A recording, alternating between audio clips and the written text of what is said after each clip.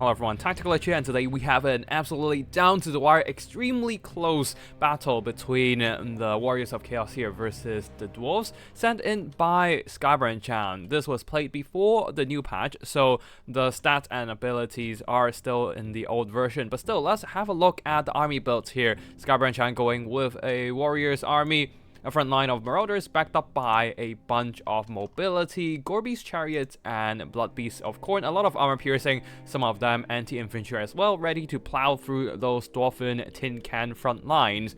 In the skies, we have some flying single entities here. The Chaos Pharaoh Manticore and a second one on the other side, plus Sathral Everwatcher leading the army with Searing Doom and Final Transmutation. Searing Doom, really nice armor-piercing explosions against the densely packed Dwarven shield walls. There's also one single Hell Cannon here, ready to bombard the Dwarven front line. However, they do have to be careful because the Dwarves are taking their own artillery.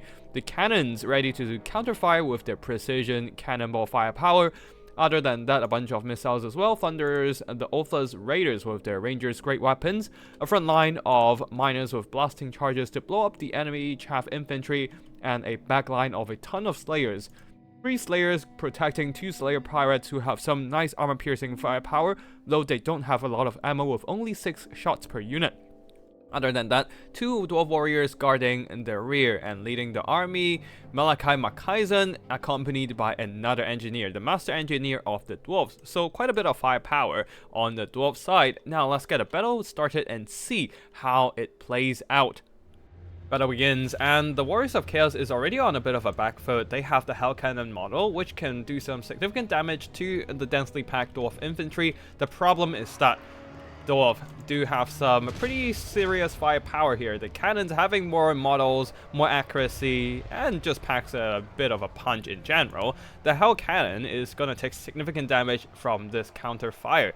A second volley is probably going to knock out the Hell Cannon model, while the Hell Cannon probably will leave most of its ammo unused. Yes, the explosion is doing some nice work against the Akron miners, but not a lot of kills, so the Akron miners still having a lot of explosive charges ready to be unleashed upon those Marauder front line. A second shot from the Hell Cannon doing some really good damage this time onto the Thunders, and a quarter of their HP is gone. Thunders firing back, this time at Sathral the Everwatcher, trying to knock out his barrier as soon as possible, though unfortunately for the Hell Cannons on the far side, the Dwarf cannons have already taken out the artillery model, leaving the unbreakable but extremely weak Hell Cannon crew. A better way to deal with the situation is just to drop the artillery model at the beginning of the battle and run the artillery crew into the forest, hide them away before the cannons get disrupted by the Chaos units. And then the Hell Cannon crew can safely remount their cannon, unleash their firepower upon the Dwarf infantry without getting their artillery sniped out and wasting most of the ammo like right now. Anyways, in the front line, the Chaos Marauders are getting blown up by the miners, though the Gorby's chariots and the Blood Beasts are all coming in from the flank, plowing straight through those Thunders with their collision damage, doing significant damage overall. Nice 1-2 punch from Chaos, diving onto Malachi with the Chaos Pharaoh Manticore, exploiting his weakness of lack of armor. Plus a Final Transmutation draining his health away, plus the Otha's Raiders getting rear charged by the Gorbies and then getting drained by the spell, taking significant damage in the fight. Though Malachi Makaisen managed to hold on, down to half health though, but the Chaos Pharaoh Manticore has been pushed back by the deadly crossfire of the Dwarven back line. With the Pharaoh Manticore gone, while the Otha's Raiders are still being disrupted in melee, the Slayer Pirates and Thunders are able to crossfire at the Gorby's chariots and the Blood Beasts of Khorne, trying to take out as much of them as possible as they are now rear charging and destroying the miner front line. A second Pharaoh Manticore has dove into the back line, this time trying to silence the cannons who have moved on to shoot at the enemy chariots.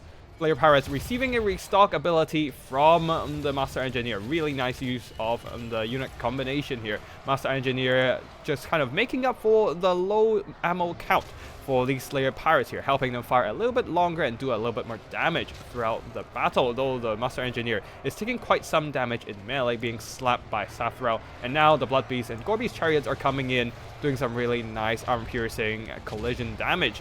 Slayers are fighting to their death. Now the Marauders are getting onto them since the front line of the miners have been broken through by the Blood Beasts and Gorby's chariots combined, and the Thunders are also being shut down. The Slayer Pirates are still firing and have pushed back the second Pharaoh Manticore. The first Pharaoh Manticore has regrouped and returned to combat.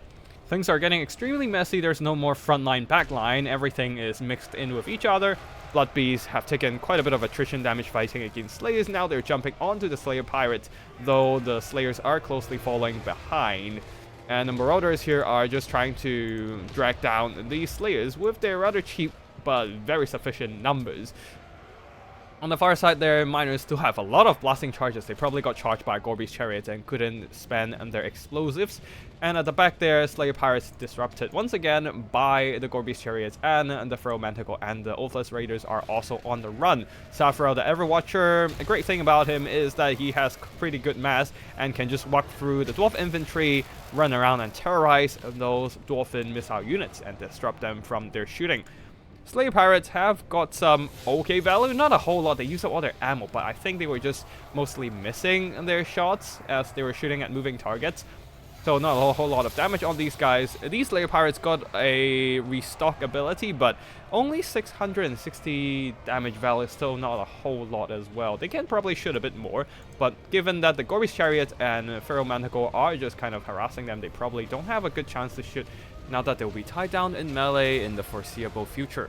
Thunderers are also being silenced. A second Feral Manticore are on them, and also the Blood Beasts as well. Even Gorby's Chariots are piling in. Seems like the Dwarves have given up on this Thunderer unit, and the Slayers, who are still very much healthy, are going after the Blood Beast at the back, and also Feral Manticore, and even Safrel, the Everwatcher himself in the mix. Nice Searing Doom from Scarbrand there, dropping into the formations of the Slayers. Not a bad choice at all, since the Slayers are unbreakable and you have to kill them down to their last drop of HP. Might as well use some non-melee attacks to thin out their numbers without taking damage in return. A brutal sandwiching charge from the Gorby's Chariots and the Blood Beast, smashing those Slayers and Slayer Pirates. And the Slayer Pirates are probably not going to hold on for too long. And these Slayer Pirates, they are almost dead as they do not have as much melee stats as the melee variant. Taking a ton of damage fighting the Blood Beast of Khorne, who are now moving on to the Cannon Crew. Man, these Cannon Crew are not having the best time, though they did have a lot of damage value, knocking out the Hell Cannon and then just shooting point blank into the Blood Beast when they were charging into the missile line, and also the Gorby's Chariots as well, doing some really nice work. Also, if you were paying attention to stuff I wasn't pointing at, you might notice that Malaka Makaisen just got slapped and killed by Safra the Everwatcher, and now the Warriors of Chaos are in a dominant balance of power position, all because Safrael is still very much healthy, while the Dwarf characters, one is dead and the other one, the Master Engineer, is on the verge of death as well, being hunted down by the Feral Manticore. He's running for his lives while some brave Slayers distracting the attention of the Feral Manticore, trying to save their hero. Gorby's Chariots, they are pretty much spent from all the cycle charging, but they have more than enough earned back their worth, 1,400 gold worth of damage value. Now, Chaos has quite a bit of a lead on balance of power. The question is, can they finish off the unbreakable Slayers who doesn't care about balance of power at all, nor are they affected by army losses? Other than Safra himself, all the units left on the Warriors of Chaos roster are pretty much depleted. And the Warriors of Chaos do not have any missile units other than the cannonless Hell Cannon crew, meaning that they have to finish off those Slayers in melee or with Safrael's magic. You can see Scarborough, not the demon but the player here, very diligently cycle charging with the Gorby's Chariots and Blood Beasts, routing off all the remaining breakable units. But the Chariots and Blood Beasts are getting weaker and weaker every time they charge into the middle of the Slayers. The Slayers will make sure they pay a dear price with their HP. The Gorby's Chariots have done an outstanding job in this entire game. 245 kills so far, but they're taking more and more damage from the Slayers piling onto them. Blood Beast charging into the tattered Slayers, but the Slayers still having 20 plus models alive, piling onto these Blood Beasts, doing quite a bit of counter punch damage against these unarmored targets. On the far side, the Slayers are also holding on with 40 plus models. There's one lone Slayer still kicking. I suppose he's just trying to bring down another Blood Beast before he goes down himself. Anyways, let's do another fast forward here. And it is gonna be a bit of an attrition battle. It is down to these tattered Slayers now that the Blood Beasts are also being attrition down by all these anti-large unbreakable elites of the Dawi, and they are surrounding Safra the Everwatcher. Balance of power wise, it is dominantly in favor of the Warriors of Chaos, but we are all rooting for the Slayers, right? As they are just fighting to their death. Another Searing Doom from Safrel trying to finish off these Slayers with non-melee means, but seems like the Slayers managed to dodge most of that, and quite a few of them are still kicking around, trying to surround Safrel and drag him down in melee. Now, Safrel is a flying unit, so he has to stay in melee now that everything else is routed. Otherwise, he'll start suffering the morale penalty, which is quite lethal to a demonic unit. Let's go back into Phosphorate here. The Slayers, 2 Slayers units probably have less than 1000 HP combined, and Safrel having over 2000 originally, now down to less than 1000.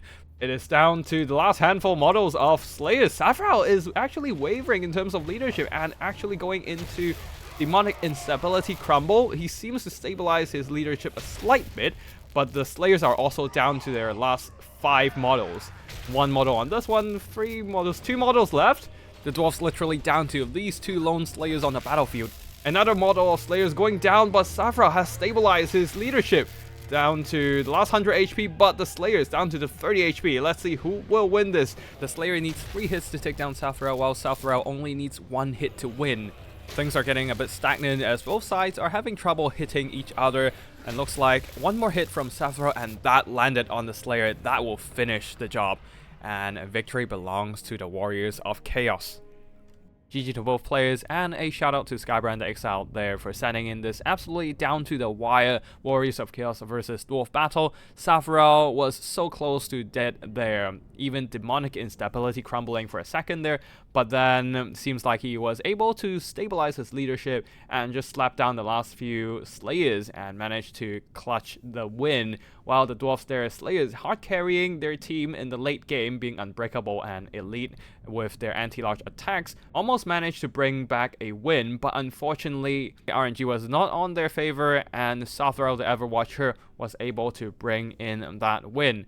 The rest of the Warriors of Chaos army here not doing a whole lot with the infantry, mostly just getting blown up by explosives, but the Gorby's chariots here getting some really solid value, plowing straight through all those dwarf infantry with their armor piercing, anti-infantry and collision damage.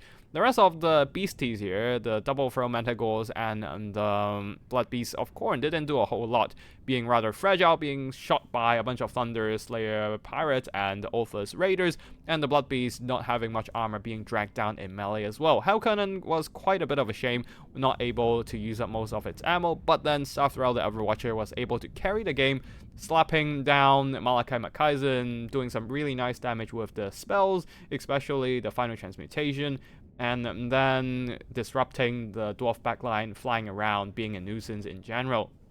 For the Dawi army here, the miners with blasting charges not doing a whole lot of damage, while the Slayers hard carrying the late game. Missiles did okay with the Slayer pirates, earning back their value and then some more, but the Thunders got mostly disrupted by the enemy mobility. Same for the Ophis raiders, but the cannons here shutting down the Hell Cannon and just blasting away at the Blood Beast and Gorby's chariots point blank, managed to get some pretty good value, double their own cost. Malachi McKaizen and the Master Engineer not doing a whole lot throughout the battle. And yeah, that's it for today's battle. I hope you all enjoyed this extremely close multiplayer battle, and if you want to see more Total War Warhammer multiplayer content, be sure to subscribe to my channel. Thank you for watching, and I'll see you in the next one. Tactical Lich, signing out.